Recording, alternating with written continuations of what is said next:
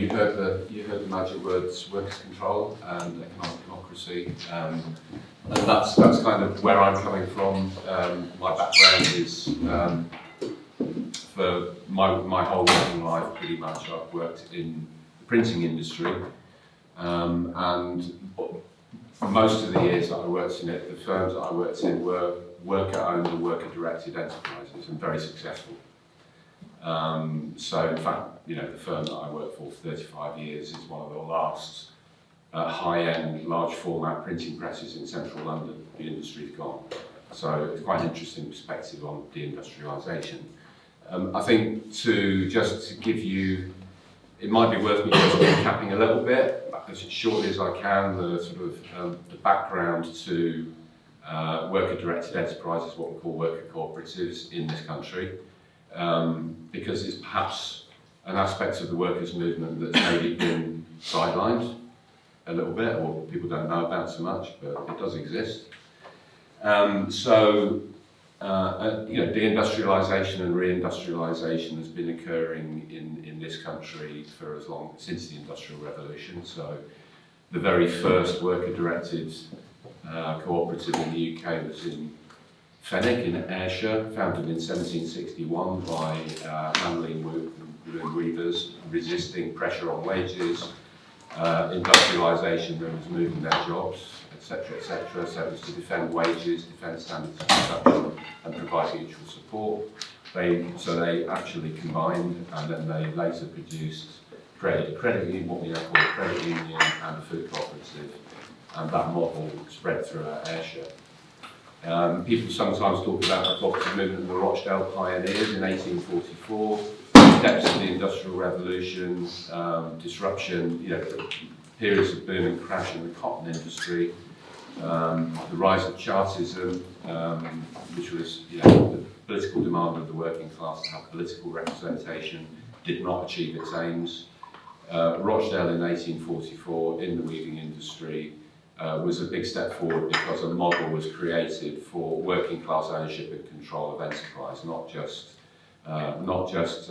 distribution and food, which we know about now because they did set up a very successful retailing and grocery operation. The Rochdale pioneers set out a manifesto for their objects. That included creating factories for the provision of work to our members who may be underemployed or suffering from reduction in their wages. We will also set up schools, take over land, and we'll grow food. We will also take over the system of politics, education of the country. And we'll also start a temperance hotel to combat the scourge of alcohol on the working class. But in the 19th century, worker-directed enterprise, worker cooperatives, what we call productive societies, there were hundreds of them in the UK, mainly in the industrial belts of Scotland, East Midlands, West Midlands, North West, North East, in engineering, textiles, shoemaking, and many of them were started by trade unions. By unions. It's like it was part of the toolkit. Is we will fight for better wages, etc., etc. But we're actually going to try and now. They were called productive societies. They went into decline in the late 19th century. There was a falling out between what became known as the consumer cooperatives and the productive societies. They suffered from lack of access to capital and competition. These worker-directed enterprises, it's a thing. Well, of course, you know, a worker is almost by definition a person without capital, right? So, yes, of course, you know, the investment that they needed, but also the competition that they were getting from other types of enterprise. I'm going to move really quickly forward to the 20th century. I don't want you to think about the John Lewis model or even about Scott Bardo when you think about worker-directed enterprise. There is a tradition in this country of philanthropic transfer of ownership of businesses from private owners to their workers, which tend to be through trusts. John Lewis Partnership is well known. It's a paternalistic setup, as in fact was Scott Bardo Company. But there was an organisation called Democratic Integration in Industry, founded in the 1950s by Ernest Bardo, who had a chemicals company in the East Midlands. And Demintry worked throughout the 1960s to influence government to to look at worker control and worker ownership as a model for industrial development. By the early 1970s, we were in a period of real political contestation, but workers' wages and confidence and conditions was improving everywhere. There was industrial conflict, so Barbara Castle in place of strife, and the Labour governments of the 70s, and I think we need to look back and learn what happened in the 1970s, favoured worker cooperative and worker involvement in the direction of enterprises, and actually as a strategy to combat industrial unrest and deindustrialisation. So this is 1973. We see the foundation of the industrial common ownership movement. By 1976, the Labour government passes a piece of legislation called the Industrial Common Ownership Act, which defines common ownership, worker-directed and controlled enterprises, and provides for the Ministry of Industry to support that sector.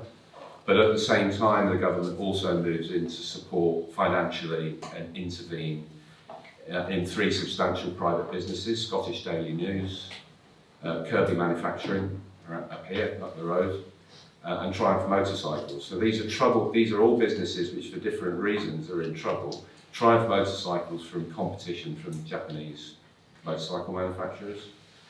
Kirby Engineering was in aerospace, but it was in supply chain. And the government, essentially, the situation was slightly different for all 3, but the government moved in and bailed them out, but on condition of some movement towards worker, not necessarily outright worker control, but certainly sort of a high level of worker participation. All those businesses failed. One thing that they say in Canada is, in Canada we don't use worker cooperatives to go in and save businesses that are going down the pan. We move in and we take over successful businesses and make them better. It's quite an interesting one. But there has been a reflex in the political class to see worker cooperation, worker control as a solution to some other problem that they can't solve any other way. It's almost like a last-ditch thing. Shit, we don't know what to do with it, let's give it to the workers. It's not a great idea, but there you go. So between 1970, they found also a national cooperative development agency, but more significantly, local authorities all over the country start up cooperative development, small local cooperative development units that are focusing on worker cooperatives. So between 1978 and 1990, we go from 300 worker-owned and directed enterprises to 3,000. So there's still this cohort of engineering and manufacturing companies. The political tide, however, turns in the 1990s, and all the funding and the interest drops away. Worker cooperatives become a dirty word. By 2000, we've got this new thing called social enterprise, which is kind of like a non-democratic version of cooperatives, if you like.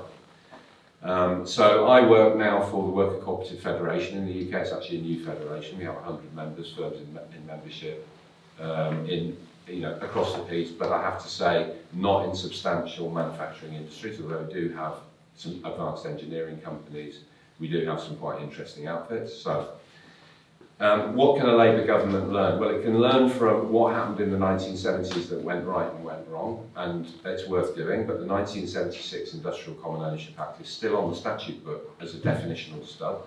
It doesn't have any effect.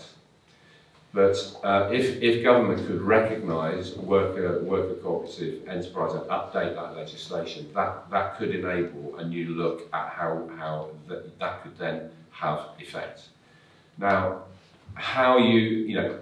it's very difficult. By definition, a worker cooperative or worker directed enterprise, it comes from workers. It doesn't come from the state. Doesn't create cooperatives. Well, it did in the Soviet Union, and it did in China, but they weren't cooperatives. And in fact, that's a really important thing to understand, that the state cannot initiate worker-led. It's the bottom-up and top-down question. So how does bottom-up and top-down work together?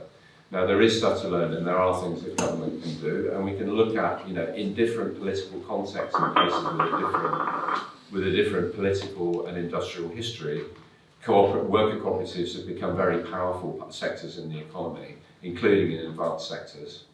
In Emilia-Romagna, in Italy, maybe 30 to 40% of which is one of the wealthiest regions of Europe. 30 to 40% of industrial enterprises are worker-owned and directed, including in advanced engineering, ceramics, various other industries. In the Basque region of Spain, again, not coincidentally, one of the wealthiest regions in Europe now. The Catalan, the Basque model, the Mondragon model, is, employs 80,000. Mondragon Corporation is a worker cooperative with 80,000 workers in advanced sectors. It also has subsidiaries in the Far East. In France, there are 50,000 worker cooperative enterprises organised. They call them Société Coopérative Producteur. Argentina, people may know about the political and economic crisis of 2001 and how there was a wave of worker recuperations of businesses when business owners fled the country, basically, and workers and communities had to, as a matter of basically take stuff over. And the most advanced, in my view, the most advanced industrial struggle in the world at the moment is the GKN Automotive Engineering Factory near Florence, Campo Vicenzio in Italy. So in 2021, Melrose Industries, which is basically a turnaround specialist that have been going around buying engineering companies, stripping them out and selling them, decided it was going to close 2 factories which were manufacturing automotive drivetrains, so drivetrains for petrol engine cars, for internal combustion engine cars. One was in Erdington in Birmingham, one was at Campo Vicenzio near Florence.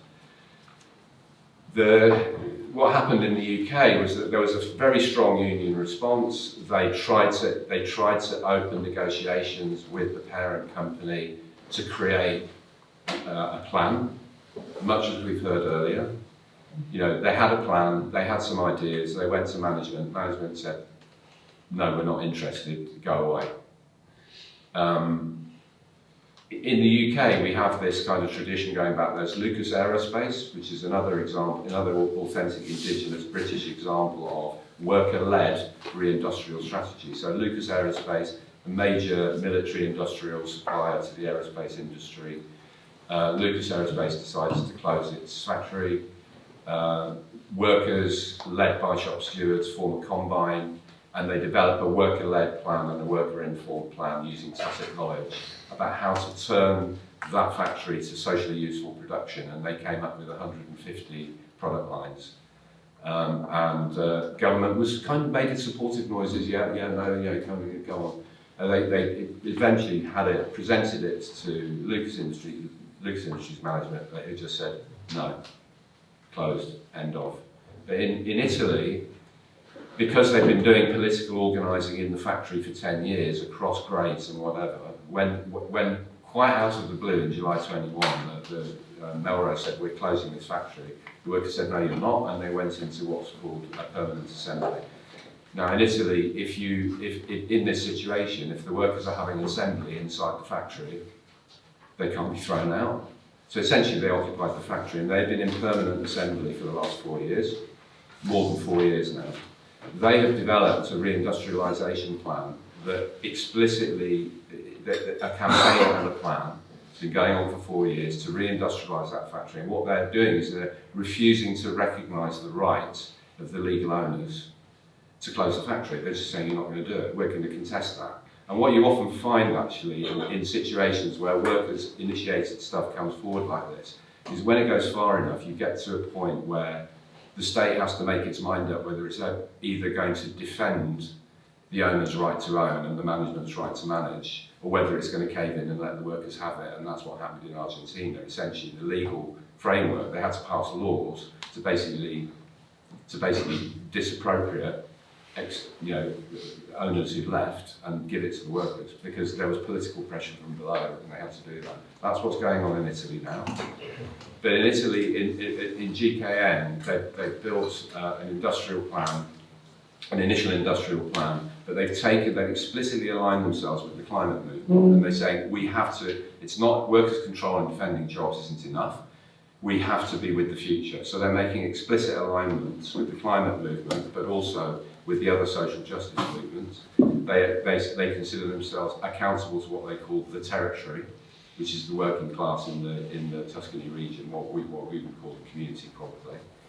They're explicitly internationalists, so they're very involved with international entities such as the Gaza flotilla, and they're explicitly saying we are not going to turn this factory over to dual-use production for civilian and military use because the workers' movement is anti-war.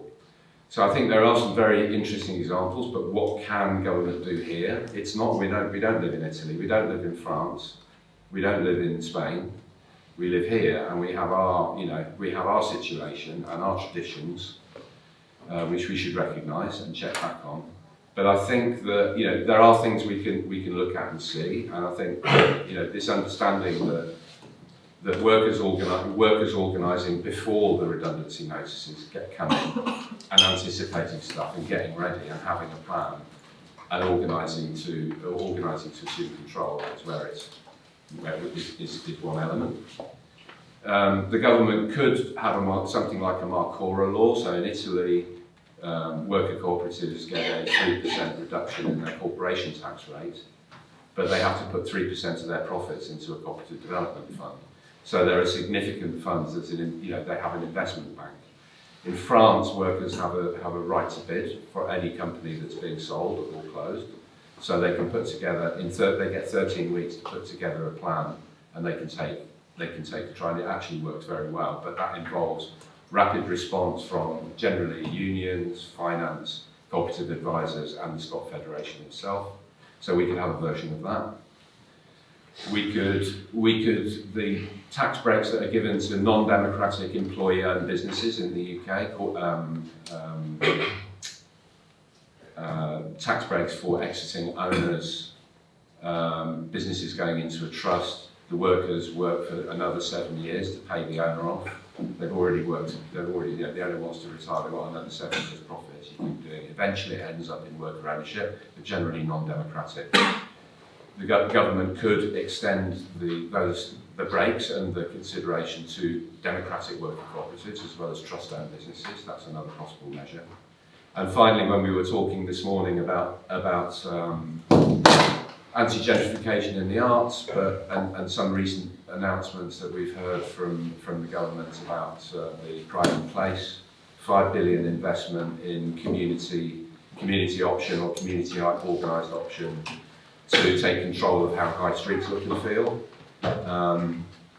called the Pride in Place initiative.